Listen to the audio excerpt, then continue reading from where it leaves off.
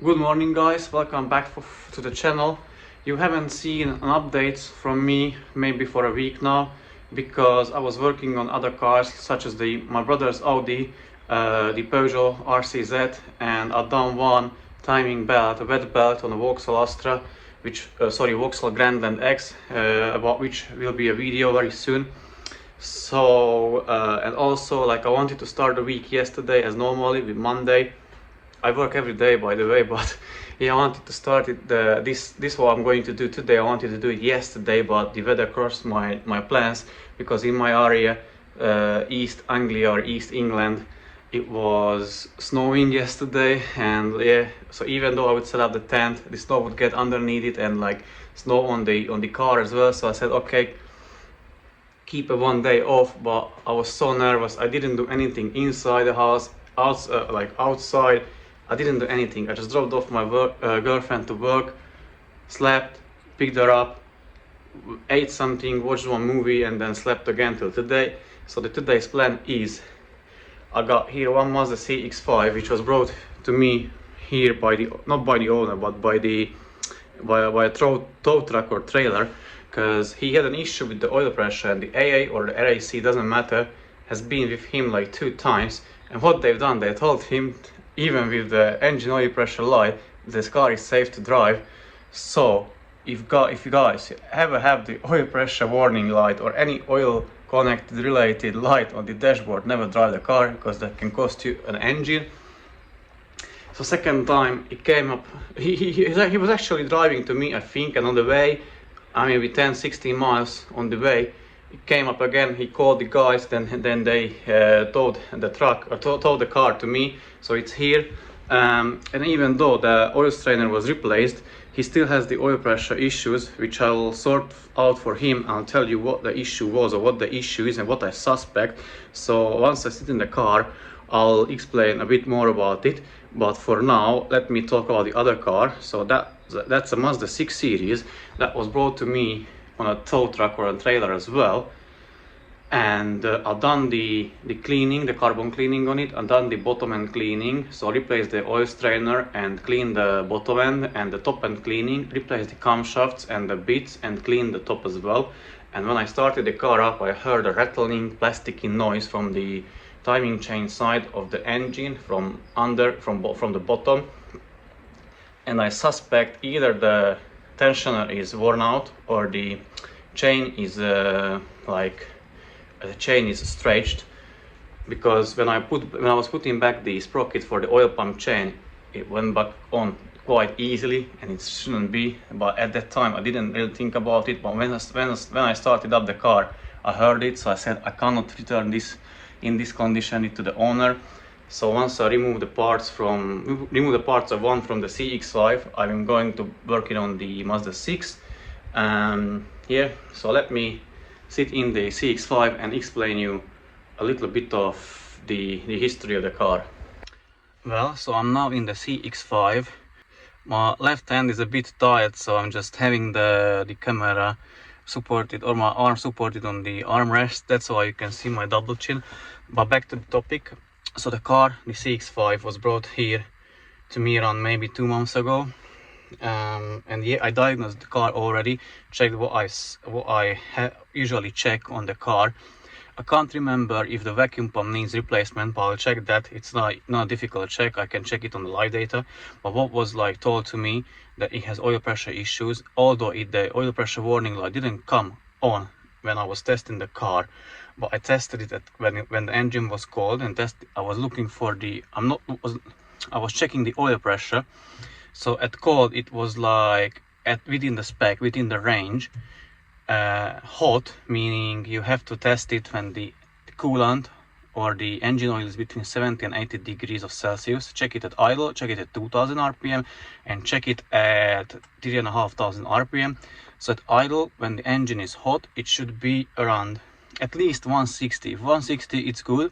2000 RPM, it should be 180 kPa. I'm talking kPa, or you can count it, or count it in bars as well. So either 1.6 at idle, 1.8 at 2000 RPM. and if you rev it up and keep it there at 3,500 RPM, you should be looking at around 400 kPa or 4 bars. And the car had low, even though on idle it had lower oil pressure. So what I suspect is that, as the owner told me, that the oil strainer was replaced, which is cool, which is great. Guess they cleaned the bottom end as well. But the issue is it all starts from the top. So the sludge builds up on the top because the fuel is mixing with oil, and it gets like stuck there, builds up carbon around the injector hose. That's one thing. And then when you turn off the car, those sludges gets down the oil passages to the oil pan and blocks the oil strainer, but also blocks the passages. So what they've done is very likely they just fixed the symptoms, but they didn't fix the cause, the root of the issue, which is up top. So I suspect if I remove the valve cover, which I'm going to do today, so if I remove it, I'll be seeing a lot of oil sludge around injector hose, maybe worn camshaft, whatever. So I'm really curious to see, to prove my theory. But yeah, that's what I suspect. That's why he may have still the oil pressure issues, even though they changed the oil strainer. So yeah, that's what I'm going to do. And then, as I said, once I finish with this one, just with the removal, then I let the owner what I found out and discuss with him what we're going to do as a next step or next precautions. So once I'm done with that, I'll bring in the Mazda, the CX, and I'll start removing the same things, because first I'll remove the bottom of the engine, so the oil pan obviously, and check that tensioner and the timing chain on the oil pump. But I 99% I think that the timing chain has to be changed. So once I remove the oil pan, I remove the valve cover, remove the engine ECU, and prepare the car. I'll probably do it tomorrow. So prepare the car for the timing chain replacement. It's quite a hell of a job, because you need to remove the valve cover, the oil pan, engine mounts, a lot of things you need to remove. It's not that easy, or it's not difficult, but it's very time consuming. That's the problem. And in the meanwhile, a little update on the Peugeot, which I'll maybe do a separate video about it. So I started it up, checked it, no leaks, nothing, everything is fine except the brakes. I bled the clutch, I bled the coolant, I drove it a little bit as well, but the brakes are like not working as they should, so the car doesn't brake. Obviously it's here for 2 months now, maybe 3, I'm not sure. So it's rusted up everything. So I'll need to, first I will bleed the brakes, and then I'll take it for a little test drive just here in the street, just to remove the rust from the brakes, and then I'll take it to the road and test it there. Once I'm done with the testing and happy with the result, I'm going to swap the turbo housing, and finally I can return it to the owner. So it will take me a bit more days, maybe 2-3 days, because I'll start it maybe tomorrow or maybe today. I don't know. I'll see. I definitely need to bleed the brakes, and then I can take it for a test drive just here in the street, and that's it. So yeah, without further ado and without wasting further time, let me start removing valve cover on this Mazda CX5 and show you how it is looking like underneath. Unfortunately, or not unfortunately, I won't be showing the removal, the process itself, because I'm on my own at the moment, so no one is helping me. My brother-in-law went back home, and my father-in-law will come a week later or 2 weeks later, doesn't matter. So I'm on my own. I won't showing you the process, although you can find the entire removal on my channel. I've done video on it, including a lot of specs, how to do it, what to look for, so feel free to watch it. So yeah, without further ado and wasting another precious time, let me remove the valve cover real quick. Also, I wanted to show you how his car is looking from the top. So you see it's wet around the injectors everywhere. So that's why I suspect it needs like a proper cleaning. Maybe the camshaft is worn. I can see the pressure sensor is replaced, so that's good. But still, I really think that will be the issue, that will be the cause why he still has the oil pressure issues. So now I'm going to remove the bits and report back once I remove the valve cover how it is looking like from underneath it. Okay, let me show you the result. So I removed the valve cover. All the like 3 injectors were fairly easy to remove, 1, 3, 4 as you can see, and the second was difficult. I had to use my special tool, that one. And again, because it was difficult to remove, not because it was difficult to remove, but it was difficult to remove because of that oil sludge. Yeah, engine, it's down there as well. So unfortunately the camshaft is not worn, so that's a good sign or a good news for the owner. It just needs like a proper cleaning and reassembling it back together. Obviously I may remove the oil pan. I still need to confirm that with the owner, because like, you know, I don't know what's down there. We will see. But even though if I don't remove it, oil change definitely necessary, engine flush, and then it can go back to the owner. So I'm done with this one today. Let me show you the other bits and parts. Here is the valve cover. From inside or from underneath, it doesn't look that bad. It's quite okay, only around the second injector hole and here, and maybe the PCV system. So you unscrew it and then clean it from inside. From the top it's like quite dirty. I won't turn it around, but you've seen that on the video, on the first clips. So yeah, that needs cleaning as well. And let me show you the injectors. So here they are, and this one was the second, like for the this is the second injector. And as you can see, the rest is like quite okay. Obviously I wiped them down. I wiped this one down as well, but it's like you see those carbon chunks on it. And as you can see, none of them have washers, but I only have 3 washers in here. All the times, or when I remove the injectors, the one which is difficult to remove, the washer stays down the injector hole. No big deal, I can remove it. I'll show you how to, what tool I use. Here are the brackets, studs.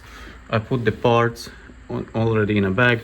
I'll put this one in a bag and contact the owner and ask him what to do, how to proceed, and then obviously let you know, guys, and probably put the car back together, not with these parts but the new parts. Very likely the owner will want to get it fixed, and then once I fix it, put back the parts, and the car should be good to go.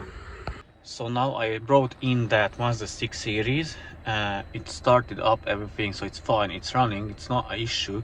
But what the problem is that I can hear some plasticky noise from underneath the engine, or where the timing chain is, or the timing chain side.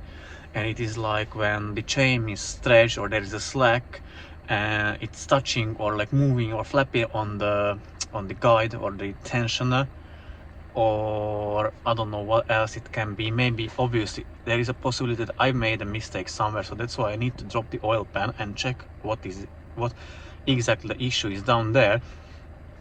But what I suspect, it's either the chain is stretched, or the tensioner has a plastic guide where the chain is like running, and that can be worn out and it has a slack, so that's why it's like hitting that plastic guide on the tensioner, and that's why it's giving that sound or making that sound or noise. I'll try to record that sound, but it will be like very low chances that you will be able to hear it through the camera. But even though, I'll try to do it and record it on the camera. So let me do that. Let me get out of the car and try to record that sound for you so that you can hear it yourself, if you will be able to hear it at all. So now I'm close to the wheel, and I don't know if you can hear it.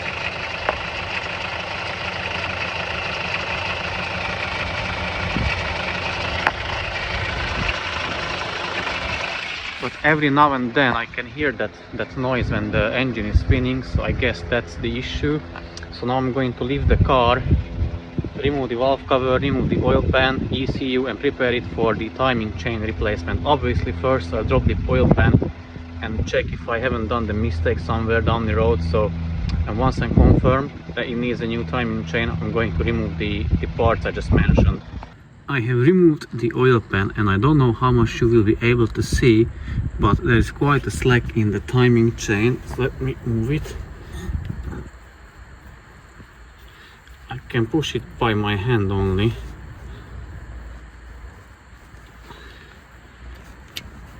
And also I think if I remove that tensioner, which is this one, it will be worn out. The guide, that brownish part of it will be worn out.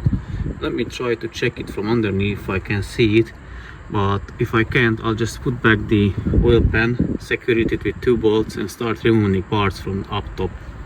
Okay guys, so just to give you another tip, if you want to change the timing chain on these 2.2 Skyactivs, you need to remove the ECU, but it is held by these security bolts, as you can see. So what I've done, I took an angle grinder, which is there, and cut a line in them. Do it before you remove the valve cover, because you don't want any like metal pieces falling into the engine bay or like cylinder head. So do it before you remove the valve cover. Even the original Mazda manual says, like, obviously they don't tell you that to cut like a line in with the angle grinder, but rather with a chisel, cut like a line in with a chisel. And what I've done then, I tried to undo it with an impact driver, but I couldn't. So then I used the induction heater, put it around here, and then I could just unscrew it with the screwdriver and the impact one. So either use this one or the induction heater, depending which one you have access to. Okay, here is what I have removed from the Mazda 6. So I removed the ECU, few brackets from here, which I'll show you in a minute. I removed the fuel lines, the battery. I'll be putting it back for overnight, because otherwise it's just taking up space in my garage, so I put it back. So I removed the fuel lines, injector connectors. I lifted the injectors so I can remove them if I want, but I leave them there. There's no need for removal for them now. I removed the valve cover bolts, except one which is down there. I didn't remove that one. Undone the junction, the fuel junction. And yeah, basically that's it. So tomorrow what I will be removing, obviously tomorrow I'll be changing the timing chain from early morning. Hopefully the weather will be a bit warmer, so I will need to remove the engine mount, the drive belt, the tensioner, 2 noise suppression covers, which is one, you can see that's one up there, and there is one more down, and I think there is one water pipe connecting to the back of the engine, so I need to remove that. And yeah, that will be it. Then I can, obviously I'll remove the valve cover after, set the first piston to the top dead center, check the timing, remove the components, timing chain, guides, tensioners, both for the crankshaft and the camshaft, and for the oil pump as well. Here are the bits. So ECU, bracket for the exhaust pressure sensor. And yeah, pretty much that's it for today. It's 3 o'clock, some few minutes past 3 o'clock. So I just put back my tools. Yeah, and that will be it for today. Whew. Okay guys, so now I'm in the garage. I packed my tools, and to sum up the things what I've done today, I removed the valve cover from that white CX5 and checked for the build-up inside the valve cover, inside the cylinder head, which there is. So I'll need to let the owner know about the situation, and we decide how to fix it. Obviously it's not a difficult fix, like I've done it before. Camshaft needs to be removed, rocker arms, hydraulic lifters, cleaned it from inside. But I will suggest him to remove the oil pan and get that one cleaned as well. We'll see. Anyways, the second one I've done is the Mazda 6. I prepared that for timing chain replacement for tomorrow. So I removed bits from up top from the valve cover area. I didn't remove the valve cover. I still let it on because I'll remove it tomorrow. It's just held by maybe one more bolt and a few studs. So I removed the injectors and then remove the studs. Remove the ECU of it and remove the oil pan, but I put back and secure it with 2 bolts, so it's covered overnight. That was it. So yeah, the plan for tomorrow is to change the timing chain on the Mazda and bleed the brakes on the Peugeot and take it for a test drive, the Peugeot. And then if I'm happy, I can swap the turbo housing and let the owner know that the car is ready. Another like a side quest. So I only have 4 cars here with me at the moment, which are with me for a long time. So that's my brother's Audi, which is here from last year August, I guess. It's quite long. The Peugeot, which is here for 2-3 months now. The Mazda 6, which is here from November, mid-November, so it's 2 months now. And the CX5, which is here from roughly from the same time, 2 months now, from November. So I need to get them done, and I think I will be able to do the timing chain on the Mazda this week definitely, and then I can return it to the owner. I would have already returned it, but I noticed that ticking or like clunking or rattling noise from underneath, so I had to fix it. I cannot return it in this condition because something may happen, and you know, we don't want that. And yeah, a Peugeot will be fixed or put back together soon, or it's already put back together. It will be fixed soon, and I can return it to the owner, and I will have one more space where to fix cars. And also, like, for this week I only have cars booked in for the weekend, 2 of them. One is for carbon cleaning and the second one is for carbon cleaning. The guy had already dropped the car off a few days ago, and I done just like initial diagnosis with him when he was present, and we found a lot more issues with it, and it will need a lot more work. So I don't exactly know when I will start it. Probably I'll clean the other one first, and I'll start working on his one, because he will need a lot more job or work to be carried on his car. But yeah, so yeah, bear with me, because even though, like, when you bring your car to me, and there may happen, very likely, or like oftentimes it happens, that when you bring down the car, other issues appear, or things don't go as smooth as they should, and the car is stuck with me. Or like the last time, the guy was here with his Vauxhall Grandland. I needed to get the timing belt done on his one. I've done it, and when I was putting back, I couldn't tighten down the bolt because the crankshaft was spinning, because on his flywheel, I don't know why, usually there should be a hole for the locking tool to the flywheel, but on his one there was like a slot, so it had like a little place and when I was tightening down the crankshaft bolt, it put tension on the tensioner, and I always like skipped teeth on the crankshaft sprocket, and that way the tensioner always got loose, so I couldn't tighten it down properly. I needed to buy this tool. Let me show you. So I needed to buy this tool to hold against the crankshaft pulley, and then I was able to tighten it down. So it's supposed to be a 1-day job, so same day return, but it ended up being I think, so I ordered the tool, it came the next day, and then I started on third, so it took me 3 days. It's supposed to be a same day return job, so always something comes up. So, and you know, like, then I'm stressed because I'm only a one-man operation. What that means, so I do the work. Sometimes I have like helpers who help me, but they don't know what to do. So I tell them what to do, but they don't really know how to do it. So I have to like supervise them, or they just giving me tools, handing me tools over when I'm underneath the car or working. They are a great help, don't get me wrong, but I cannot tell them do this and it will be done the way I want it to get it done, and I don't need to check on them. So that's one thing. So I'm one man operation. I carry out the job on my own.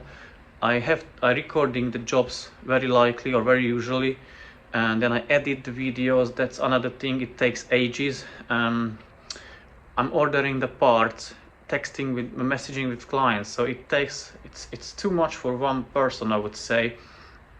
So yeah, please bear with me if your car is here with me. I'm trying to do my best to get it sorted as soon as I can, but it takes time.